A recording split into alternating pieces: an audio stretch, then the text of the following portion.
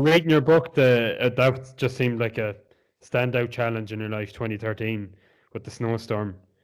Yeah, that was pretty tough time. I think that was one of them times that it gives you a strength in yourself to find something like maybe you didn't think it was there.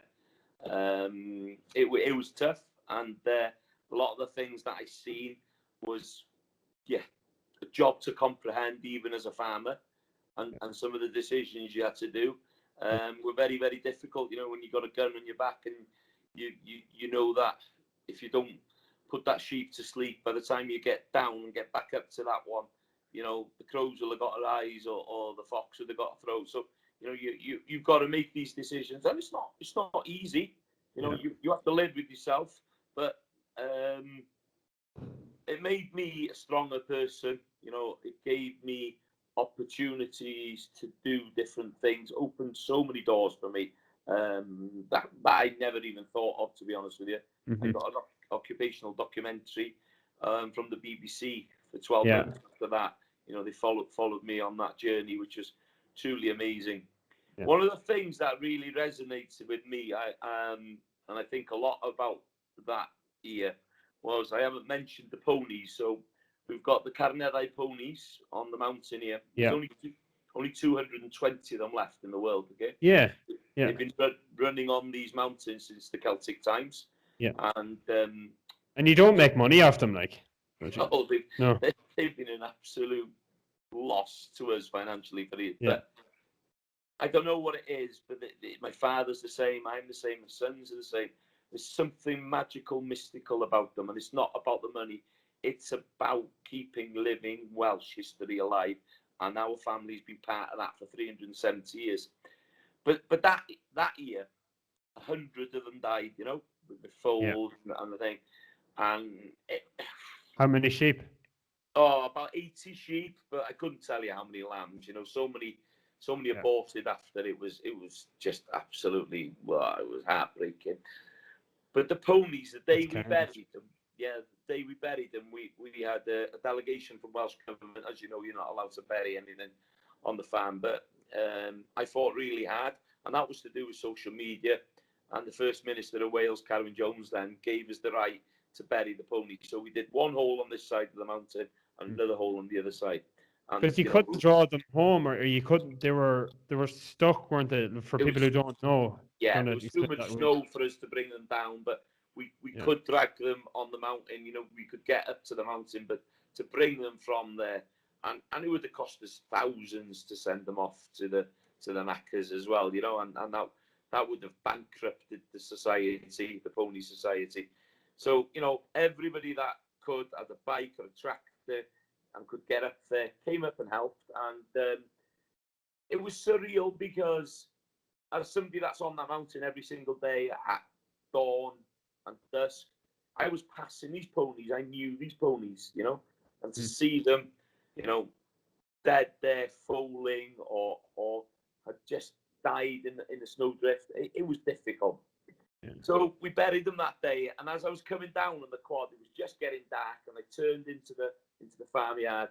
And my father's house is right on the corner, and he's always sitting in the window, and he's pointing and telling me to come in. Anyway, I went in, and he said to me, "What's the matter with you? You're looking a bit miserable." And I said, "Well, it's been a bit of a tough day, Dad." I said, putting them ponies in the hole, and my cup is always 3/4 full, Yeah. I'm always. You're very positive on social media. You're a joy to follow, to be honest. Yeah, but that day, it gets you because it's difficult when you're seeing that kind of death and massive. destruction. Farming has ups and downs anyway, but like that's nearly a once in a lifetime or once or twice in a lifetime challenge. Huge event. Yeah. And then my dad said, "Get the whiskey out," which was a good start. and he poured me one, and we're both sitting there. And he said, "Look, it's different." Yeah, he said, "Look, this has happened twice before in my lifetime." He said, 1946 and 1963. He said, I seen 200 ponies stood, and there was a lot more ponies on the mountains then, stood on their feet, frozen. He said, "This has happened before." But what I'll tell you, he said, don't ever forget this. It's nature's way of taking the old, the young, anything that had any deformity or problem. It's a natural kill. I'd never even thought about it like that. Mm-hmm. And it made me feel a little bit better inside. But what was surprising, when we only gather once a year, the end of that summer when we gathered them ponies, I'd never seen them so strong, healthy and fit. Because as you know, that summer was amazing. That 2013 summer was truly an amazing summer. And what was spooky, I ain't, one of these godly people, but what was spooky was, I think there is, bigger powers out there, but the majority of the foals were female. Yeah. Take it as you want, and it still gets me straight there, when I think about that.